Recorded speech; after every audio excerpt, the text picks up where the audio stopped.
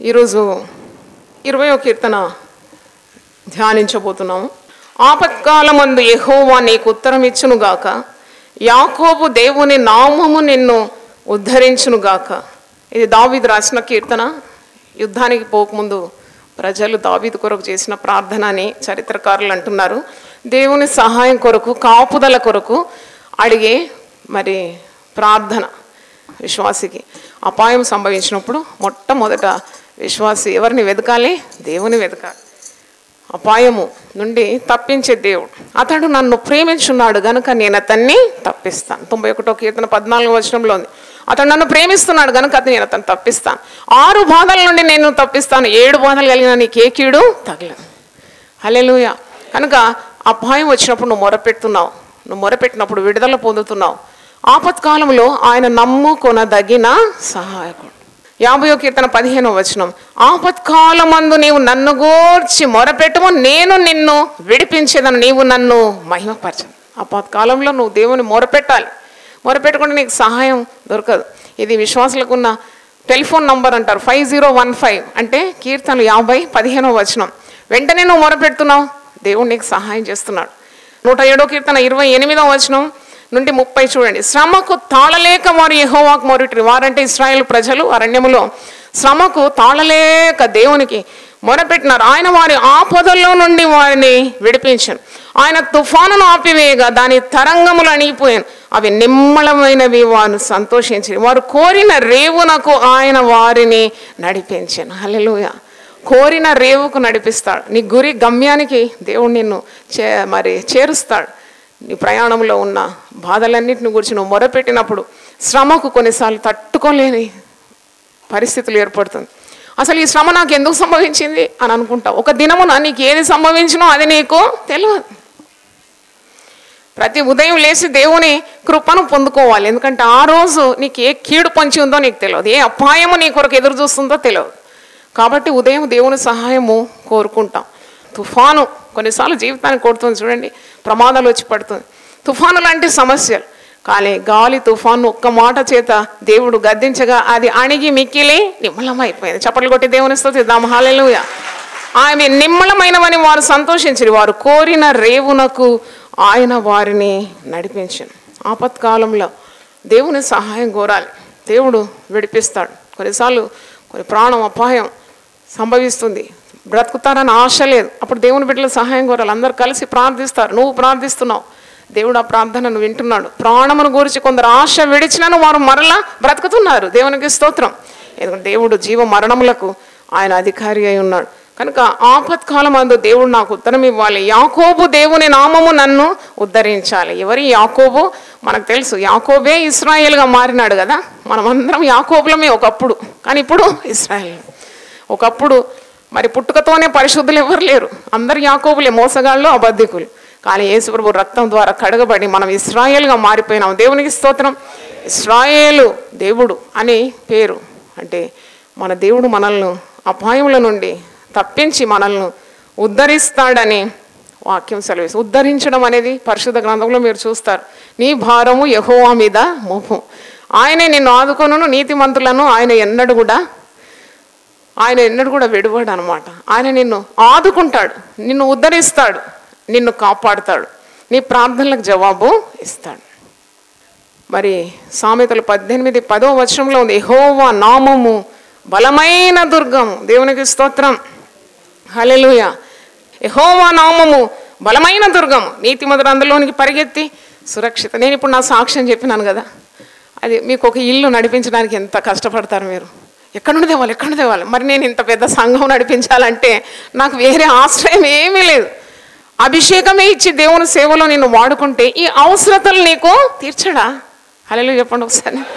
అది నన్ను చాలా విశ్వాసంలో పెంచింది ఆ మాట. దేవుడు దర్శనం ఇస్తే వనరులను ఇస్తాడు, పని ఇస్తే పనిముట్లు ఇస్తాడు, నీకు పని అప్పగిస్తే దానికి కావాల్సిన సహాయం కూడా చేస్తాడు. కానీ ఆ నామంలో మనం ఆశ్రయిస్తున్నాం. ఈరోజు నువ్వు ఏ పరిస్థితిలో ఉన్నా అది దేవునికి అసాధ్యమైంది కాదు. whatever situation you are in, it is possible with God. దేవుడు దాన్ని చేయగలడనే విశ్వాసం నీకు ఉండాలి. 2వ వచనం, పరిశుద్ధ స్థలంలో నుండి ఆయన నీకు సహాయము చేయను కాక, సియోనులో నుండి నిన్ను ఆదుకొనును కదా. దేవుడు ఉండే స్థలం నుండి నీకు జవాబు నీ ప్రార్థనలకు వస్తుంది అనే విశ్వాసం. 3వ వచనం, ఆయన నీ నైవేద్యములన్నింటినీ జ్ఞాపకం చేసుకును గాక, నీ దహన బలులను అంగీకరించును గాక. దహన బలులు నైవేద్యం అంటే ఇప్పుడు మనకు ఈ నూతన నిబంధన కాలంలో లేదు, కానీ పాత నిబంధన కాలంలో ధర్మశాస్త్ర యుగంలో దేవుని సన్నిధికి రావడానికి వారి పాపాలకు ప్రాయశ్చిత్తంగా వారు బలులు అర్పించి ప్రార్థన చేసేది, బలులు అర్పించి దేవుని సన్నిధికి వచ్చేది. కానీ మనకి ఇప్పుడు యేసు రక్తం అందుబాటులో ఉంది. దేవునికి స్తోత్రం. యేసు రక్తము ప్రతి దుర్నీతి నుండి మనల్ని విడిపిస్తుంది. మనము ఇచ్చే బలియాగం ఏంటి అన్నప్పుడు నాకు 51వ కీర్తనలో మరి దావీదు భక్తుడు ఇలాగంటున్నాడు కదా, 16వ వచనం, నీవు బలిని కోరువాడవు కావు, కోరినేడల నేను నీకు అర్పించును. దహన బలి నీకు ఇష్టమైనది కాదు, విరిగిన మనసే దేవునికి ఇష్టమైన బలి. దేవా, విరిగి నలిగిన హృదయమును నీవు అలక్ష్యము చేయు. విరిగి నలిగిన హృదయం అంటే ఎప్పుడు ఒక కంట్రైట్ స్పిరిట్, ఎప్పుడు నీ హృదయము చాలా మెత్తగా ఉండి మనస్సాక్షి చాలా నిష్కల్మషంగా ఉండాలి. Should be so sensitive. అంటే ఆ హృదయము దేవుడు కోరుతున్నాడు. బలిని యాగాన్ని కోరడం లేదు, ఎందుకంటే ఆయన అందరి కొరకు ఒకేసారి పాప పరిహారార్థ బలిగా సిలువలో వేలాడి తన ప్రాణాన్ని అర్పించినాడు. ఇక బలులు కాదు, దహించాలి ఆ పాపాన్ని. దహన బలి అన్నప్పుడు మనలో శేషించి ఉన్న మిగిలి ఉన్న ఏ పాపమైనా ఏ కోశాన ఉన్నా దేవా అది కాల్చివేయమని ప్రార్థన చేయడమే అది బలి. దేవునికే స్తోత్రం. ఇంకో దగ్గర 40వ కీర్తనలో ఒక మాట అంటాడు కదా, నువ్వు బలిని కోరని లేదు, నాకు చెవులను నీవు నిర్మించున్నావు. 40వ కీర్తన 6వ వచనం, బలులనైనను నైవేద్యములనైనను నీవు కోరుటలేదు, నీవు నాకు చెవులు నిర్మించున్నావు. నేను చెప్పినాను కదా ఒకసారి, చాలా కాలం అయింది నాకు అర్థం కావడానికి. బలులు కోరడం లేదు, నైవేద్యం కోరడం లేదు, కానీ చెవులు ఇచ్చినాడంటే ఏంటబ్బా అనుకున్నాను. కానీ పరిశుద్ధాత్ముడు అర్థం చేసినాడు, ఆయన బలి కాదు కోరడం, నీ నైవేద్యం కాదు కోరడం, ఆయన మాట నీవు వినాలి. ఆత్మ సంఘములతో చెప్పు మాట చెవిగలవాడు వినుగాక. చప్పట్లతో దేవుని స్తుతిద్దాం. నువ్వు వినాలి. బలులు అర్పించడం కంటే, నైవేద్యములు అర్పించడం కంటే, కోడలను అర్పించడం కంటే, ఎద్దులను అర్పించడం కంటే మాట వినుట శ్రేష్టము. మాట వినుట శ్రేష్టం. దేవుని మాట వినాలి. దేవుని మాట విని వణకాలి. దేవుడు కోరుతున్నాడు విరిగి నలిగిన హృదయాన్ని. దేవుడు కోరుతున్నాడు ఆయన మాట విని నీవు వణకాలని కోరుతున్నాడు. దేవుడు కోరుతున్నాడు నీకు చెవులను మరి నిర్మించినాడు, ఎందుకంటే దేవుని మాట అందుకోవడానికి. దేవునికి స్తోత్రం. హల్లెలూయా. 4వ వచనం, నీ కోరికను సిద్ధింపజేసి నీ ఆలోచన యావత్తును సఫలపరచును గాక. 2012లో మనం అడుగు పెట్టినాం. ఎన్నెన్ని కోరికలు, అవన్నీ దైవ చిత్తానుసారమైన కోరికలు అయితే తప్పకుండా అవి నెరవేరుతాయి. దేవునికి స్తోత్రం. God will grant all your heart's desire. ఎందుకంటే ఆయన కోరికలు సిద్ధింపజేసే దేవుడు కనుక నీ కోరికలు ఏమున్నా దేవుని సన్నిధిలో అవి చెప్పుకోవడానికి నువ్వు వెనకాడదు. Just present all your desires before God.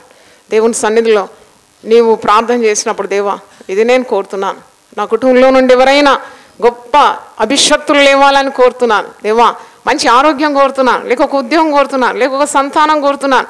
దేవుడు మన కోరికలన్నీ కూడా సఫలపరుస్తాడు. మారు మనసు కోరుతున్నావా, గృహంలో ఎవరు తప్పకుండా ఇస్తాడు. దేవుడు మారు మనసు ఇవ్వడానికే వచ్చినాడు కదా. ఆయన వచ్చిందే నశించిన దాన్ని వెతికి రక్షించాడు. ఆయన ఎందుకు ఇయ్యడు మారు మనసు?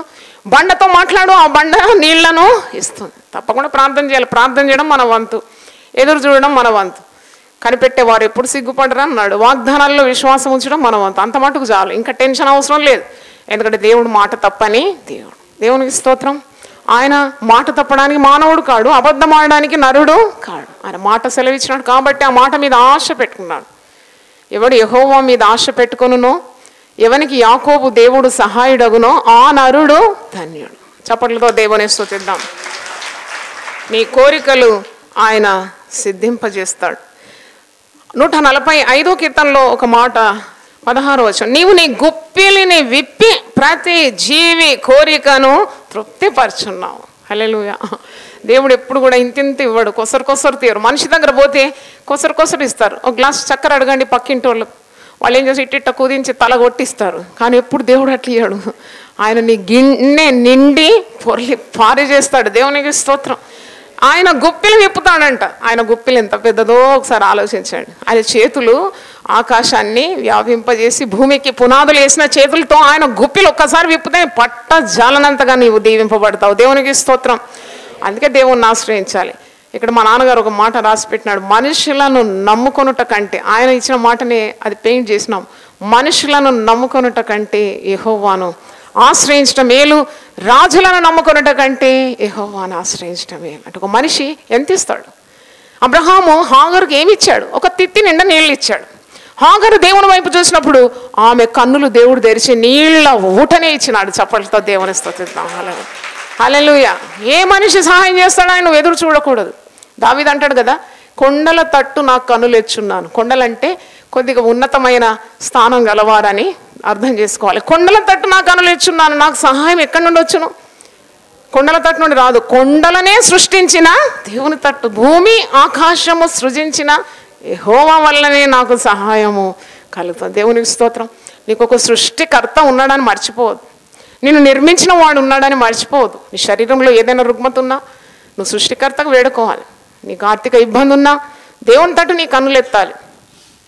మనుషులను అడిగితే ఎంత ఇస్తారండి? అదే కీర్తనలో 145 19వ వచనం చూడండి, తన యందు భయభక్తులు గల వారి కోరిక ఆయన నెరవేర్చును. హల్లెలూయా. ఆయన యందు భయభక్తులు కలిగి మనం కోరే కోరికలన్నీ పవిత్రంగానే ఉంటుంది కదా. ఆయన యందు భయభక్తులు కలిగి నువ్వేం కోరుతావు? లంచం కోరవు, ఎవరిదో అన్యాయపు సొమ్ము కోరవు, సినిమా టికెట్ కోరవు. ఆయన యందు భయభక్తులు ఉంటే నీ కోరికలు కూడా పవిత్రంగానే ఉంటుంది. అందుకే తన యందు భయభక్తులు గల వారి కోరిక ఆయన నెరవేర్చును, వారి మొర ఆలకించి వారిని రక్షించును. హల్లెలూయా. నేను ఇప్పుడు 4వ వచనం చదువుతాను, చేతులెత్తి ఆమేన్ అనాలి. నీ కోరికను సిద్ధింపజేసి నీ ఆలోచన యావత్తును సఫలపరచును గాక. Very good. You have to receive word like that. ఇప్పుడు నేను బంద్ చేస్తే మీరు పట్టుకుంటే మీదవుతుంది, మీరు ఇటనే చేతులు పెట్టుకుంటే ఏమవుతుంది? మీ నెత్తి మీద నుండి అది పోతుంది. ఇంకోసారి చెప్పాలనా? ఈ 2012లో దేవుడు నీ కోరికను సిద్ధింపజేసి నీ ఆలోచన యావత్తును సఫలపరచును గాక. ఆమేన్. Very good. హల్లెలూయా. మరి 5వ వచనం, యెహోవా నీ రక్షణను బట్టి మేము జయోత్సాహము చేయుచున్నాం, మా దేవుని నామమును బట్టి మా ధ్వజము ఎత్తుచున్నాం. నీ ప్రార్థనలన్నీ యెహోవా సఫలపరచును గాక. అంటే నువ్వు ప్రార్థన చేసినప్పుడు నీ భారాలన్నీ కూడా ఆశీర్వాదంగా మారుస్తున్నాడు. నీ ఓటమి అంతా కూడా జయోత్సవంగా మారుస్తున్నాడు. ఎక్కడెక్కడ నీవు కృంగిపోయినావు అక్కడంతా ధ్వజం పట్టుకునే రీతిగా. అంటే ధ్వజం ఎప్పుడు ఎత్తుకుంటారండి? గెలిచినప్పుడే కదా ధ్వజం ఎత్తుకునేది కదా. మరి చంద్రమండలంలో అడుగు పెట్టినప్పుడు ధ్వజం ఎత్తినారు, ఇంకా ఎవరెస్ట్ మౌంట్ ఎక్కినప్పుడు ధ్వజము ఎత్తుకున్నారు, ఒక యుద్ధం గెలిచినప్పుడు ధ్వజం ఎత్తుతారు. అలాగే దేవుని బిడ్డలు ధ్వజం ఎత్తుతారు అని వాక్యం చూస్తున్నాం. మా దేవుని నామమును బట్టి మా ధ్వజము ఎత్తుతున్నాం. 60వ కీర్తన 4వ వచనంలో సత్యమును బట్టి మేము ధ్వజము ఎత్తుతున్నాం. సత్యం విషయమై ఎత్తి పట్టుటకై, 60వ కీర్తన 4వ వచనం, సత్యము నిమిత్తము ఎత్తి పట్టుటకై నీ యందు భయభక్తులు గల వారికి నీ ఒక ధ్వజము ఇచ్చినావు. యెహోవా నిస్సి అంటాం కదా, దేవుడే నా ధ్వజం, దేవుడే నా ధ్వజం. కృంగిపోతున్నావు, అలసిపోతున్నావు, విసిగిపోతున్నావు, వేసారిపోతున్నావు, భయపడుతున్నావు, భీతి కలుగుతుంది, దిగులు కలుగుతుంది, ఇది జరుగుతుందా అని అనుకుంటున్నావు నువ్వు. కానీ అవన్నీ నీ బాధలన్నీ భారాలన్నీ కూడా ప్రార్థనగా మార్చినప్పుడు, ఆ ప్రార్థనలకు జవాబు వచ్చినప్పుడు నీవు దేవుని కొరకు ఏం చేస్తున్నావు? ధ్వజాన్ని ఎత్తుతున్నావు. గెలిచినావు. కొన్నిసార్లు అంటాం కదా, అబ్బో ఆ స్త్రీ గెలిచిందండి, గెలిచింది. ఏంటి గెలిచింది? ఆ మోటు భర్తతో కాపురం చేసి ఇన్ని కష్టాలు పడి కన్నీరు గార్చి ప్రార్థన చేసి కుటుంబాన్ని ఏం చేసింది? కట్టుకుంది, గెలిచింది. ఆ మాట ఎంత బాగుంటుంది కదా. ఆమె కుమారులు లేచి ఆమెను ఏమంటారంట? ధన్యురాలు అంటారంట. హల్లెలూయా. గెలిచింది. నువ్వు సమస్యల్లో కూడా గెలవడానికి నీకు సహాయం చేస్తాడు. నీ ప్రార్థనలన్నీ యెహోవా సఫలపరచును కాక. ఆమేన్. ఆమేన్. 2012లో నీ ప్రార్థనలన్నీ యెహోవా సఫలపరచును గాక. Very good. హల్లెలూయా. దేవుడు సఫలపరుస్తాడు. ఎంత గొప్ప దేవుడు అండి, ఎంత గొప్ప దేవుడు. మనం గొప్ప దేవుడని అనుభవిస్తున్నాం. It's great God. యెహోవా ఉత్తముడని రుచి చూసి తెలుసుకున్నాం. పచ్చడి బాగుందంటే, అక్కడ పచ్చడి చాలా బాగుందండి వారి ఇంట్లో అంటే కాదు, ఆ చేతి మీద వేసుకొని కొద్దిగా టేస్ట్ చేయాలి. టేస్ట్ చేస్తే ఇక నీకు ఎక్స్ప్లెనేషన్ అవసరం. వాళ్ళ ముఖం మారడము, ఆ కనుబొమ్మలు ఎత్తడము, అమ్మ కమ్మ ఉంది అని అంటారు కదా. అలాగే అలాగే దేవుడు కమ్మని వాడని నీవు నీ జీవితంలో అనుభవించాలి. దేవునికి స్తోత్రం. ఎవరో చెప్తే కాదు, ఏదో చదివితే కాదు, ఉత్తముడని, యెహోవా ఉత్తముడని రుచి చూచి తెలుసుకోవాలి. 6వ వచనం, యెహోవా తన అభిషక్తుని రక్షించునని నాకిప్పుడు తెలియను, రక్షణార్థమైన తన దక్షిణ హస్తబలము చూపును, తన పరిశుద్ధాకాశంలో నుండి అతనికి ఉత్తరం ఇచ్చును. అభిషక్తుడు అంటే ఇక్కడ దావీదు గురించి చెప్పబడ్డది. దావీదు యుద్ధానికి వెళ్ళినప్పుడు మరి దేవుడు ఎన్ని మార్లు దావీదును రక్షించినాడు. అందుకే దావీదు 23వ కీర్తనలు అంటాడు, గాఢాంధకారపు లోయలో నేను సంచరించిన నాకు ఏ అపాయము సంభవించదు. అంటే అన్ని అనుభవం ద్వారా రాస్తున్నాడు. సౌలు తన ప్రాణాన్ని వేటాడుతున్నాడు, కన్న కుమారుడు అబ్షలోమే తన ప్రాణాన్ని తీయజూడడానికి ప్రయత్నిస్తున్నాడు. కానీ దేవుడు, దావీదుకు ఒక విశ్వాసం ఉంది, తన ప్రాణము అబ్షలోం చేతిలో లేదు, సౌలు చేతిలో లేదు, ఎవరి చేతిలో ఉంది? దేవుని చేతిలో ఉంది. ఆయన ప్రాణము తన జీవపు మూటలో కట్టబడి దేవుడు అభిషేకించినాడు కదా. అభిషక్తులకు ఎప్పుడు కూడా దేవుడు రక్షణ దుర్గంగా ఉంటాడు. అభిషక్తులు అంటే దేవుని చేత ఏర్పాటైన వారు. ఒక కార్యం కొరకు దేవుడు ఒక వ్యక్తిని నిలబెడతాడు, నిలబెట్టి వదిలిపెట్టాడు, వాళ్ళకి ఎప్పుడు సహాయము చేస్తూనే ఉంటాడు, వాళ్ళని అభిషేకిస్తాడు.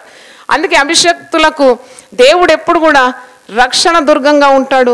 అభిషక్తుల జోలికి పోకూడదని వాక్యంలో ఉంది కదా. 105వ కీర్తనలో 105:14, నేను అభిషేకించిన వారిని ముట్టకూడదని, నా ప్రవక్తలకు కీడు చేయకూడదని ఆయన ఆజ్ఞ ఇచ్చి, ఆయన ఎవరినైనా వారికి హింస చేయనీయలేదు. ఆయన వారి కొరకు రాజులను గద్దించెను, దేశం మీదకి ఆయన కరువు రప్పించెను, జీవనాధారమైన ధాన్యమంతా కొట్టివేశాను. అందుకే అభిషక్తులను మనం ఎప్పుడు కూడా గౌరవించాలి. వాళ్ళు ఏదో తప్పు చేస్తే దాన్ని ఎత్తిపట్టి ప్రచారం చేయడం కాదు. వాళ్ళు మానవులే కాబట్టి వారు కూడా తప్పు చేస్తానేమో, కానీ తీర్పు తీర్చడం నీ వశము కాదు. దేవుడు ఎన్నుకున్నాడు కదా. అపాయింట్మెంట్ ఆర్డర్ ఎక్కడి నుండి వచ్చింది? మీద నుండి వచ్చింది. వాళ్ళు దేవుడు చూసుకుంటాడు. వాళ్ళ జోలికి పోయి పతనమైన వారు చాలామంది ఉన్నారు. పరిశుద్ధులందరి కొరకు పట్టుదలతో ఏం చేయాలి? ప్రార్థన చేయాలి. 7వ వచనం చూడండి, కొందరు రథములను బట్టి కొందరు గుర్రములను బట్టి అతిశయపడుదురు, మనమైతే మన దేవుడనే యెహోవా నామమును బట్టి అతిశయపడదాం. హల్లెలూయా. గుర్రం బట్టి రథం బట్టి అతిశయపడదాం అంటే ఏంటి? మనకైతే గుర్రాలు లేవు, రథాలు లేవు. గుర్రములను బట్టి రథములను బట్టి అతిశయించడం కాదు. గుర్రము, రౌతులు, రథము దేనికి సూచన అంటే నీకున్న బలము, నీకున్న శక్తి, నీకున్న జ్ఞానము, నీకున్న ధనమును బట్టి కాదు నీ యొక్క అతిశయం. అన్ని అనుగ్రహించే దేవుని అందే నీవు అతిశయపడాలి. దేవునికి స్తోత్రం. ఇర్మియా ప్రవక్త ఏమంటున్నాడు చూడండి. ఇర్మియా గ్రంథం 9వ అధ్యాయంలో దేని యందు మనం అతిశయించాలి? జెరెమియా 9:23 ఆన్వర్డ్స్ యెహోవా ఇలాగ సెలవిచ్చున్నాడు, జ్ఞాని తన జ్ఞానమును బట్టి, శూరుడు తన శౌర్యను బట్టి అతిశయింపకూడదు, ఐశ్వర్యవంతుడు తన ఐశ్వర్యమును బట్టి అతిశయింపకూడదు. అతిశయించువాడు దేనిని బట్టి అతిశయింపవలనగా, భూమి మీద కృప చూపుచు నీతి న్యాయములు జరిగించున్న యెహోవాను నేనే అని గ్రహించి నన్ను పరిశీలనగా తెలుసుకున్న బట్టి అతిశయింపవలెను. అట్టి వాటిలో నేను ఆనందించువాడని యెహోవా సెలవిచ్చున్నాడు. దేని బట్టి కూడా అతిశయించొద్దట మనం. నీ అతిశయము దేవునిలో ఉండాలి. భూమి మీద నీతి న్యాయాలు జరిగించే దేవుడు ఒకడు ఉన్నాడని, దేవుని న్యాయాలన్నీ ఎంతో సరి అయినవని, కృప చూపుతున్న దేవుడని ఆయన అతిశయించాలి. నీ కొరకు ప్రాణం పెట్టినాడు యేసు ప్రభుని, యేసులో హర్షించాలి, యేసులో నువ్వు ఆనందించాలి, యేసులో నువ్వు అతిశయించాలి, సిలువయందు అతిశయించాలి, దేవుడిచ్చిన పరిచర్యందు దేవుని ఘనపరచాలి. పౌలు ఇంకో మాట అంటాడు కదా, నా బలహీనతల యందే నేను అతిశయిస్తున్నాను. ఎందుకు అతిశయిస్తున్నావు బలహీనతల్లో నువ్వు అంటే, ఎప్పుడు నేను బలహీనుడను అప్పుడే నేను బలవంతుడను. క్రీస్తు యొక్క శక్తి నా బలహీనతల యందు ఏం చేస్తుంది? సంపూర్ణమైపోతుంది. చప్పట్లు కొట్టి దేవుని స్తుతి. ఈరోజు నీ అతిశయం ఎక్కడుంది? ఒక్కసారి స్వపరీక్ష చేసుకో. In what you are glorifying? నువ్వు దేంట్లో అతిశయిస్తున్నావు? నీ కొమ్ము ఆయన దయచేత హెచ్చింపబడుతుందంట. దేవునికి స్తోత్రం. ఆయన దయచేతనే మా కొమ్ము హెచ్చింపబడుతుంది. ఆయన క్రొత్త తైలంతో నిన్నేం చేస్తాడు? అంటుతాడని 92వ కీర్తన 10వ వచనంలో ఉంది. గురుపోతు కొమ్ము వలె నా కొమ్ము హెచ్చింపబడుతుంది. గురుపోతు కొమ్ము ఎలా ఉంటుందో ఎంత ఎంత చూస్తే ఎంత టీవీగా ఎంత మరి బలంగా ఉంటుంది. గురుపోతే మరి బలమైన ఒక జంతువు. దానికి కొమ్ములు ఆకాశాన్ని అంటినట్టు అనిపిస్తుంది, శాఖోపశాఖలుగా. ఆ కొమ్ములే దానికి అలంకారం అన్నమాట. బలం కూడా చూసి భయపడేది కూడా కొమ్ములను చూసి. దేవుని బిడ్డల కొమ్ములు అలాగ హెచ్చిస్తాడంట. దేవునికి స్తోత్రం. గురుపోతు కొమ్ము వల్లే నీ కొమ్ము హెచ్చింపబడుతుంది. ఎందుకంటే ఆయన అభిషేకం అలాంటిది. క్రొత్త తైలంతో ఆయన నిన్నేం చేస్తాడు అంటుతాడు. కొమ్ములు ఎందుకండి దేవుని బిడ్డలకు? ఇతరులను పొడిచి చంపడానికి కాదు, దైవ కార్యాలు చేయడానికి, సాతానుతో పోరాడి దేవుని బిడ్డలకు జయము తేవడానికి. దేవునికి స్తోత్రం. అందుకే ఆయన నిన్ను అలాగూ ఆశీర్వదిస్తాడు. నువ్వు అతిశయించేది దేవునిలో ఉండాలి. రథములను బట్టి గుర్రములను బట్టి అతిశయించడం కాదు, కానీ దేవుని నామమును బట్టి నీవు అతిశయించాలి. దేవుని నామమును బట్టి అతిశయించాలట. 1000 నామాలు దేవుని మహాకృప ద్వారా అందించినాను. అది రోజు ప్రజలు తీసుకొని వెళ్తూనే ఉన్నారు. దేవుణ్ణి పక్షమందు ఉంటాడు అని చెప్పినాను. అప్పుడు యెహోవా 35 Psalms 35:10 అప్పుడు యెహోవా నీ వంటి వాడివడు, మించిన బలము గల వారి చేతి నుండి దీనులను, దోచుకుని వారి చేతి నుండి దీనులను, దరిద్రులను విడిపించి వాడవు నీవే అని నా ఎముకలన్నీ చెప్పుకో. దేవుడు నీకు జయం అనుగ్రహిస్తాడు. మనుషులే పాటివారు. God will be in your side. పగ తీర్చడం దేవుని పని. యుద్ధము యెహోవాది. దేవుని నీ పక్షాన యుద్ధం చేస్తాడు అన్నాడు. నీకు విరోధంగా రూపింపబడు ఏ విధ ఆయుధము వర్ధిల్లంటే దేవుని నామాన్ని ఆశ్రయిస్తున్నావు, విడుదల పొందుతున్నావు. దోచుకుని వారి చేతిలోనండి, మించిన బలం గల వారి చేతిలోనండి దీనులను దేవుడు రక్షిస్తాడు. తిరిగి 20వ కీర్తనకు రండి. మనమైతే మన దేవుడైన యెహోవా నామమును బట్టి అతిశయపడదాం. దేవుని నామం గొప్పదనం. ఒక్కొక్క నామం ఎత్తిపట్టి నువ్వు ధ్యానించి, వీలుంటే రాసి చేతులుంచి ప్రార్థన చేసి ఆ నామములో నువ్వు ఆశ్రయము పొందుకోవాలి. 8వ వచనం, వారు కృంగి నేల మీద పడి ఉన్నారు. ఎవరు కృంగి నేల మీద పడినారు? దేవుని ఆశ్రయించని వారు, రథములను గుర్రములను నమ్ముకున్నవారు కృంగిపోయినారు, నేల మీద పడినారు.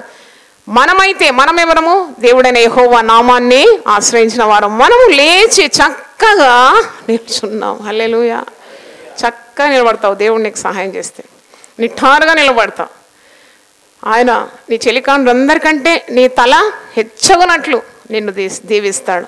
నువ్వు నీతిని ప్రేమించి భక్తిహీనతను ద్వేషిస్తున్నావు కాబట్టి నీ చెలికాండ్రందరికంటే నీ తల హెచ్చగునట్లుగా ఆయన ఆశీర్వదిస్తాడు. దేవుని ఆశ్రయించిన వారు కృంగిపోతున్నారు, నేల మట్టుకు వంగిపోతున్నారు. కానీ దేవుని నామాన్ని ఆశ్రయించిన వారు, దేవుని నమ్ముకున్నవారు, దేవునిలో అతిశయించిన వారు, గుర్రములను రథములను ఆశ్రయించకుండా దేవుణ్ణి ఆశ్రయించిన వారు చక్కగా నిలబడుతున్నారు, ధైర్యం పొందుకుంటున్నారు. 9వ వచనం, యెహోవా రక్షించుము, మేము మొరపెట్టినప్పుడు రాజు మాకు ఉత్తరం ఇచ్చును గాక. ఇది రాజు కొరకున్న ప్రార్థన. మనం మన జీవితాలకు మరి అది పోల్చుకుంటున్నాం. రాజు కొరకు ప్రార్థిస్తున్నారు. రాజుకు దీర్ఘాయువునిచ్చేది దేవుడే, రాజును కాపాడేది దేవుడే.